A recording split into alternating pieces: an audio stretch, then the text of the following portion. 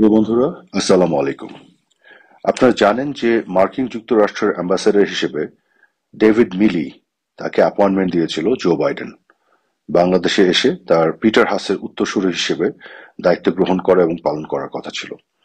কিন্তু আপনারা জানেন যে এর মধ্যেই মার্কিন যুক্তরাষ্ট্রে একটি নির্বাচন হয় এবং সেই নির্বাচনের ফলে জো বাইডেনের পরাজয় ঘটে। জো বাইডেন বা ডেমোক্রেটিক পার্টির পরাজয় ঘটে। জো বাইডেন তো আসলে নির্বাচন করেননি, কিন্তু তার ফলে যে রিপাবলিকানরা ক্ষমতায় চলে আসে, ডোনাল্ড ট্রাম্প প্রেসিডেন্ট হিসেবে নির্বাচিত হয়। এবং সবচেয়ে ইন্টারেস্টিং যেটা হচ্ছে যে মার্কিন যুক্তরাষ্ট্রের কংগ্রেসে, অর্থাৎ হাউস অব রিপ্রেজেন্টেটিভ এবং তাদের যে সেনেট আছে, দুটো জায়গাতেই এখন রিপাবলিকানরা সংখ্যাগরিষ্ঠ। এবং তার ফলে তারা যেটি করেছে, মার্কিন যুক্তরাষ্ট্রের যে ডেভিড মিলি যে অ্যাম্বাসেডর বাংলাদেশে আসার কথা ছিল, যার নিয়োগ দেয়া হয়েছিল জো বাইডেনের অ্যাডমিনিস্ট্রেশনের পক্ষ থেকে, সেই ডেভিড মিলির নিয়োগকে তারা বাতিল করেছে।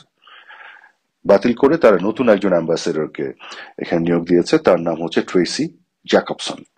ট্রেসি জ্যাকবসন কিন্তু খুবই সিজনড এবং প্রচন্ড এক্সপেরিয়েন্সড একজন আহ, কূটনীতিক, এবং খুবই বিরোধপূর্ণ বিভিন্ন এলাকাতে বিভিন্ন সময় তিনি দায়িত্ব পালন করেছেন মার্কিন যুক্তরাষ্ট্রের পক্ষ থেকে। সবসময় অ্যাম্বাসেডর হিসেবে দায়িত্ব পালন করেছেন, বিষয়টি ওরকম নয়, কিন্তু তাদের অ্যাম্বাসিতে মার্কিন যুক্তরাষ্ট্রের পক্ষ থেকে দায়িত্ব পালন করেছেন। যেমন ইথিওপিয়াতে দায়িত্ব পালন করেছেন তিনি, রাশিয়াতে দায়িত্ব পালন করেছেন, South Korea, Kosovo, Tajikistan, Latvia, ইরাকেও দায়িত্ব পালন করেছেন, ইভেন আফগানিস্তানেও।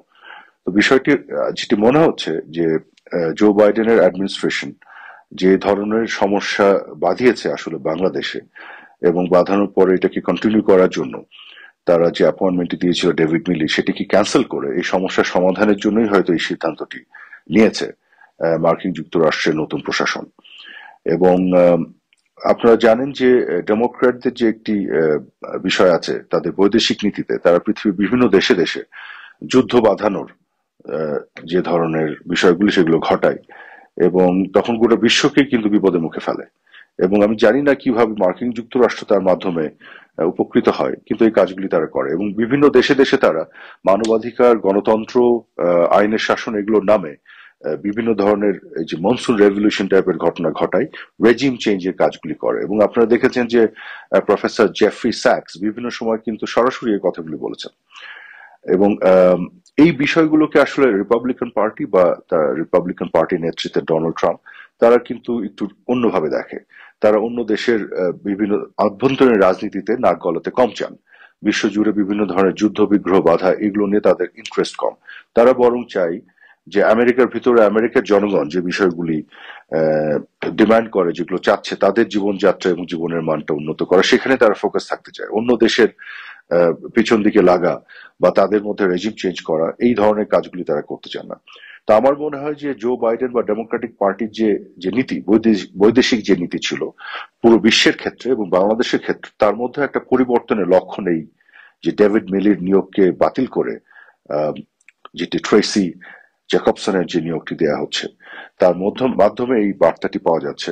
এবং একই সাথে আমি বলতে চাই, একটি সত্যি কথা যে বিভিন্ন সময় ধরে বাংলাদেশে আমাদের, হ্যাঁ, ডেমোক্রেসির ক্ষেত্রে, নির্বাচনী প্রক্রিয়ার ক্ষেত্রে, হিউম্যান রাইটস বা মানবাধিকারের যে বিষয়গুলি আমরা বলি, আইনের শাসনের ক্ষেত্রে আমাদের অনেক ঘাটতি ছিল।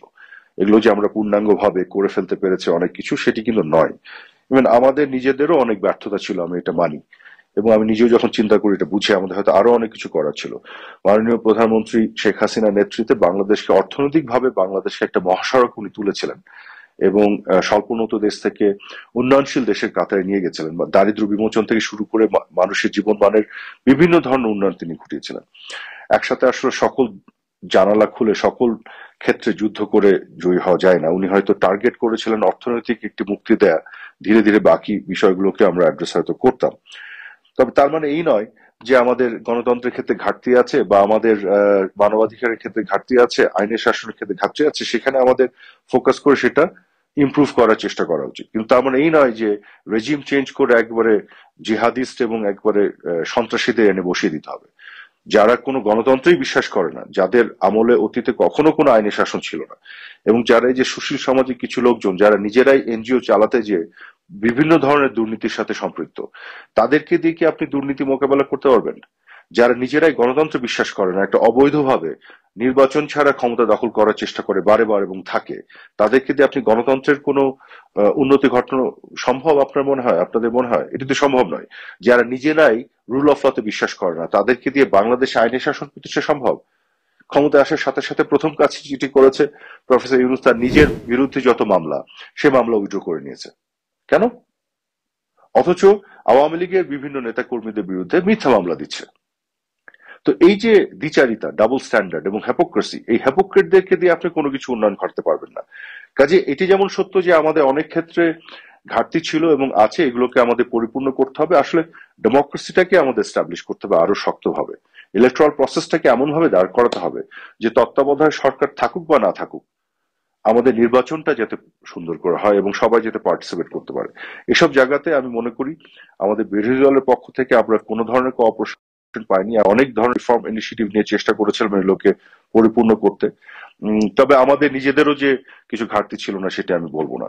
তো আমি মনে করি ওয়ে ফরওয়ার্ড, সামনের দিকে আমাদের বাংলাদেশের মেজরিটি মানুষ যে দলগুলোকে পছন্দ করে, তাদেরকে আমার মনে হয় যে একসাথে বসে একটা এগ্রিমেন্টে আসা দরকার। এবং আমাদের মনে হয় এগ্রিমেন্টটা হচ্ছে আমাদের মধ্যে বিরোধ থাকবে, আমাদের মধ্যে ঝগড়া তর্ক সবকিছু থাকবে, আমরা কেউ কাউকে ছাড়বো না, কিন্তু কতগুলো প্রশ্নে ঐক্যমত্য হতে হবে, যেখানে নির্বাচনের মাধ্যমে জনগণ যাতে তাদের পছন্দ মতন দলকে ক্ষমতায়ন করতে পারে। তো এই জায়গাগুলো ঠিক করতে পারলে তাহলে এই যে যারা আজকে বিভিন্ন ধরনের জায়গা থেকে, যাদের রাজনীতির সাথে সম্পৃক্ততা নেই, রাষ্ট্র পরিচালনার কোনো অভিজ্ঞতা নাই, শুধু বড় বড় কথা বলেছে বিভিন্ন সময়, কিন্তু আজকে এসে এরা ক্ষমতায় বসে গেছে এবং যা ইচ্ছা তাই করছে। যাদের মানে বয়সও হয়নি, ম্যাচুরিটিও নাই, যাদের একজন অ্যাসিস্ট্যান্ট সেক্রেটারি বা সিনিয়র অ্যাসিস্ট্যান্ট সেক্রেটারি হয়ে কাজ করার কথা, ডেপুটি সেক্রেটারিও হওয়ার কথা না, তারা আজকে সেক্রেটারিদের উপরে কাজ করছে। মানে এভাবে আসলে রাষ্ট্র আরো সমস্যার মধ্যে পড়ে, যে কারণে আপনারা দেখেছেন যে তারা কিন্তু বিভিন্ন প্রকল্পের ব্যয় বাড়িয়েছে, সময় বাড়িয়েছে, কিন্তু এটা নিয়ে কিন্তু প্রশ্ন করছে না কেউ, করা উচিত। শেয়ার মার্কেট থেকে আপনি কত টাকা মূলধন সরে গেছে। তারা বলেছিল যে এই যে কেন বাংলাদেশ ভারতে ইলিশ রপ্তানি করে, এগুলো নিয়ে এত হইচই করে আজকে তারাই কিন্তু করলো। এবং বাংলাদেশে ভারতের নাকি 26 লক্ষ নাগরিক কাজ করে, অথচ একটি নামও তারা আজকে বলতে পারছে না। এই যে মিথ্যাচারগুলি তারা যে করেছে, মানুষকে ধোকা দিয়েছে বিভিন্ন সময় অসত্য কথা বলে, এবং এখনো কিন্তু করে যাচ্ছে, এখনো এই কাজগুলি তারা করে যাচ্ছে। এখন করাপশন যদি আপনার ফাইট করতে হয়, তাহলে যারা যারা করাপ্ট, যারা যারা করছে, এখন কি করাপ্ট লোকজন নাই? তাদেরকে কেন ছেড়ে দিচ্ছে? সুশীল সমাজের মধ্যে কেউ মুদ্রা পাচার করেনি? এখন ক্যাবিনেটে যারা আছে, যারা রাষ্ট্র পরিচালনা করছে অবৈধভাবে ক্ষমতায় এসে, এদের মধ্যে কারো কি দেশের বাইরে কোনো সম্পত্তি নাই? আপনারা একটু চেক করলে পেয়ে যাবেন আছে। এখন আমার কথা হলো যে যে দোষে আপনি দুষ্ট, সে দোষে আপনি আরেকজনকে দোষ দিবেন কি করে? এই ডাবল স্ট্যান্ডার্ডে যদি আমরা ত্যাগ করতে পারি, তাহলে আমরা একটা সুষ্ঠু সমাধানে যেতে পারবো, আমি বিশ্বাস করি। যাই হোক, আমি মনে করি বাংলাদেশের মানুষের মোহভঙ্গ ঘটেছে, তারা বুঝতে পেরেছে যে কাদের হাতে দেশটা গেছে। দেশের দরিদ্র মানুষ তো আরো হারে হারে টের পাচ্ছে। 5-6 মাসের মতো হয়ে যাচ্ছে, দ্রব্যমূল্যের ঊর্ধ্বগতি আরো উপরের দিকে যাচ্ছে, এগুলো তারা আটকাতে পারছে না। এতদিন অভিযোগ করে এসেছে সিন্ডিকেট, করাপশন, তো এখন পারছে না কেন? দেশে আইন শৃঙ্খলা বলে কিছু নাই, এবং মানুষের জননিরাপত্তার কিছুই নাই।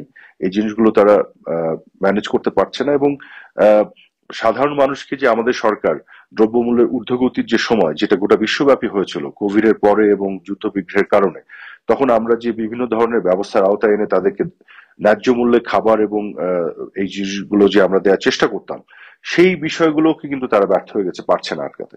এবং আজকে জিডিপি গ্রোথ কিন্তু 2-এর নিচে নেমে আসছে। আমাদের সময় বেশিরভাগ সময় 6-এর উপরে ছিল, কিছু সময় 5 থেকে 6-এর মধ্যে ছিল, এবং কোভিড এর মধ্যে এসে এটা 3-এর নিচে নামে নাই। অথচ এখন তারা 2-এর নিচে নামিয়ে আনছে এবং অনেক লোন করে দেশকে আরো লোনগ্রস্ত করছে। আমরা কিন্তু লোন করেছিলাম, কিন্তু সম্পদও বাড়িয়েছিলাম, যে কারণে আমাদের সম্পদের তুলনায় লোনের যে রেশিও ছিল কিন্তু 36-38%। কিন্তু এরা কিন্তু সম্পদ বাড়াতে পারছে না, শুধু লোন করে যাচ্ছে। তাহলে খেয়াল করে দেখুন কিভাবে দেশকে একেবারে শেষ করে দেওয়ার একটা প্রক্রিয়া যাচ্ছে।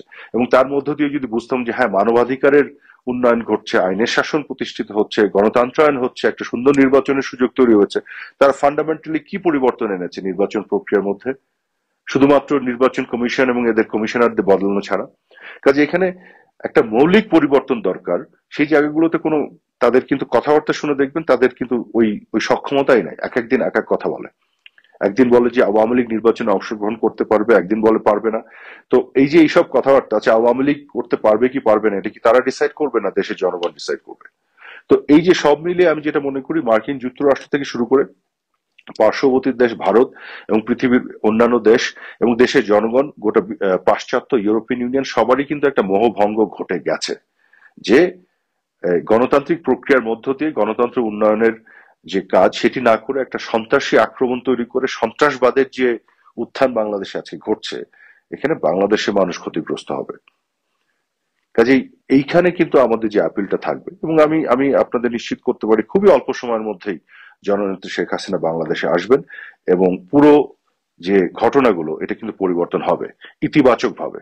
এমনটি নয় যে আমরা আবার ক্ষমতা দখল করে ক্ষমতা নিতে চাই, নো। আজকে যে অসহনীয় বাস্তবতা তৈরি হয়েছে দেশের মানুষের জন্য, সেখান থেকে আমরা পরিত্রাণের একটি ব্যবস্থা মাননীয় প্রধানমন্ত্রী করবেন ইনশাআল্লাহ। আপনাদের সবাইকে ধন্যবাদ।